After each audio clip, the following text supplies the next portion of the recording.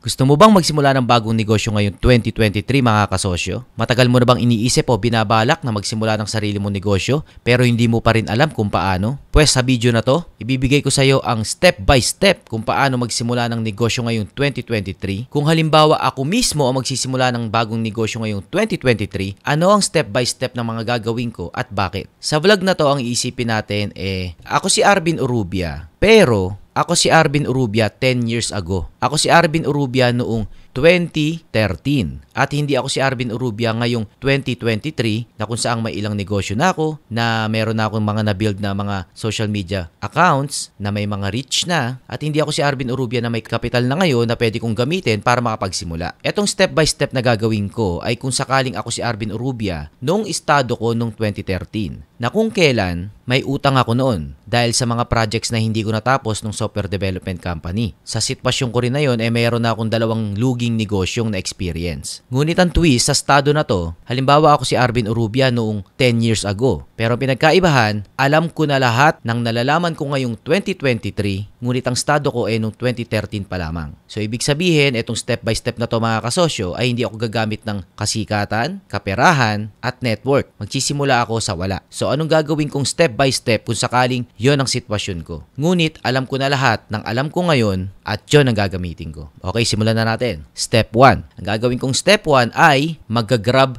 rider ako. Magtatrabaho ako bilang grab rider. Mapa-delivery yan o tao yung i-deliver ko, walang problema. Basta kukuha ko ng trabaho bilang grab rider. Bakit? Kasi bilang grab rider, flexible ang oras ko, pwede akong humataw pag gusto ko, pwede akong mag-menos-menos pag may tatrabahuin akong iba. At napaka-importante niyan na hindi ako sarado alas 9 hanggang alas 5 na kailangang mamasukan. Kailangan ko ng trabaho pero flexible para makahulog-hulog dun sa mga utang ko dun sa aking kakasarang software development company pa lang. Kasabay niyan habang nag-grab rider ako, makikinig ako ng mga audiobooks kasi habang nagda-drive ka, pwede ka magmuni-muni, mag-isip-isip, matuto, maka-realize about dun sa dalawang luging negosyo ko na noong mga panahon na yan, nung estado ng buhay ko na yan. Step 2. Ang gagawin ko, kakaririn ko ang pagiging insurance sales agent. Papasok ako sa isang insurance company at dadaanan ko lahat ng training nila para maging licensed broker ako o certified na pwede magbenta ng life insurance. Life insurance mga kasosyo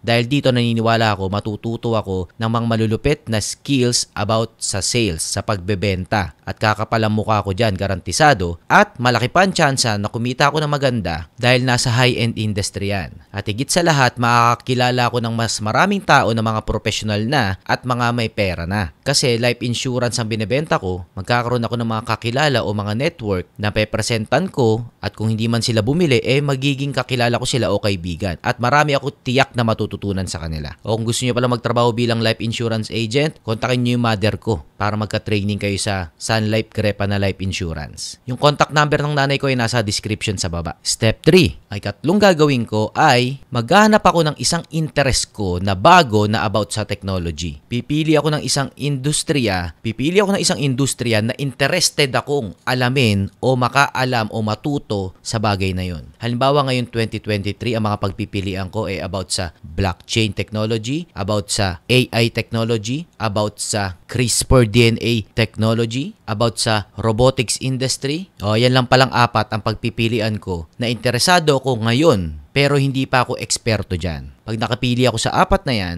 gagamitin ko yan para dito sa step 4. Dito sa 4 na to, malamang sa malamang ang pipiliin kong tututukan at pag-aaralan, malamang sa malamang yung blockchain technology. Step 4. Anong gagawin ko sa step 4? Magko-content ako, gagamitin ko ang video sa Facebook, sa YouTube, sa TikTok about sa 3 bagay. About sa pagiging grab rider ko, about sa pagiging life insurance sales agent ko, at about sa pinag-aaralan kong blockchain technology. Iko-content ko yung 3 na yan at iko-combine ko yan para maging unique yung aking mga social media pages or accounts. Yan ang content ko. About sa pagiging grab rider ko, about sa pagiging sales agent, at about sa pag-aaral ko sa blockchain technology. Yan ang step 4. So habang nag-grab rider ako, nagtitraining ako bilang sales agent, at nag-aaral ako tuwing gabi about sa blockchain technology, at nag-garner ako ng bagong skill about sa blockchain technology kung paano gamitin yan, malamang sa malamang, average 1 taon, magkakaroon ako ng followers sa aking Facebook page or YouTube channel or TikTok account, at yung mga audience ko na yun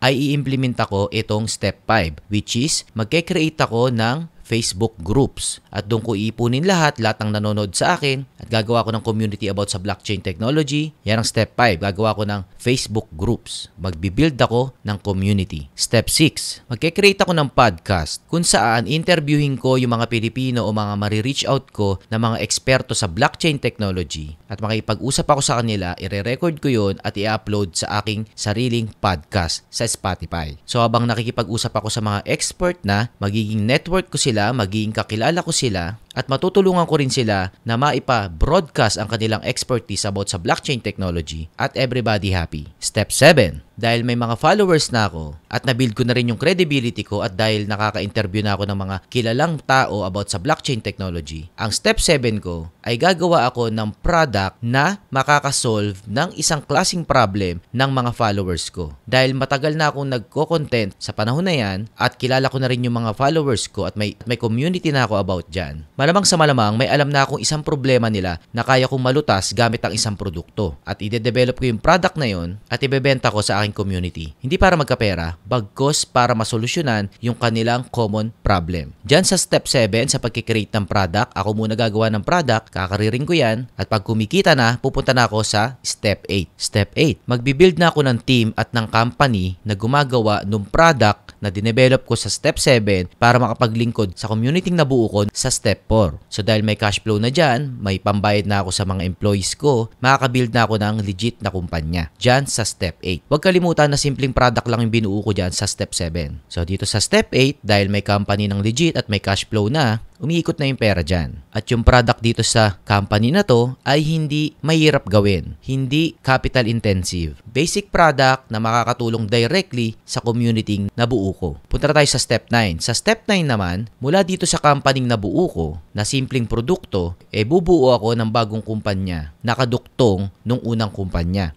Pero itong kumpanyang ito ay more likely a startup company, a technology-inclined, high-scale potential na kumpanya. At malamang sa malamang, it's all about blockchain technology. Kasi yun yung interest ko kung saan ako nagka-followers nung nag-content ako dun sa step 4. Malamang sa malamang, walang kita yung startup company na yan ng matagal, pero sustainable ka at buhay ka kasi meron kang profitable product na na-develop para masolve yung problem ng iyong community na buo. So walang problema sa pera pangkain. Mas makakapag-focus sa pag-scale ng bagong technology company na yun at hindi magiging desperado at ngarag. At sa step 10, pag may traction ng kaunti yung startup company na to, ay sa step 10 ay magre-raise ako ng money. Magre-raise ako ng funds not for the sake na mag-raise ng funds. Magre-raise ako ng funds para maka-attract ng mga expertise na advisor para dito sa bago kong startup company. Yan ang step 10. At yan ang step by step na gagawin ko kung sakaling magsisimula ako ng bagong negosyo ngayon 2023 na alam ko na lahat ng alam ko ngayon, ngunit ang estado ko 10 years ago pa. Yan ang gagawin ko ngayong 2023.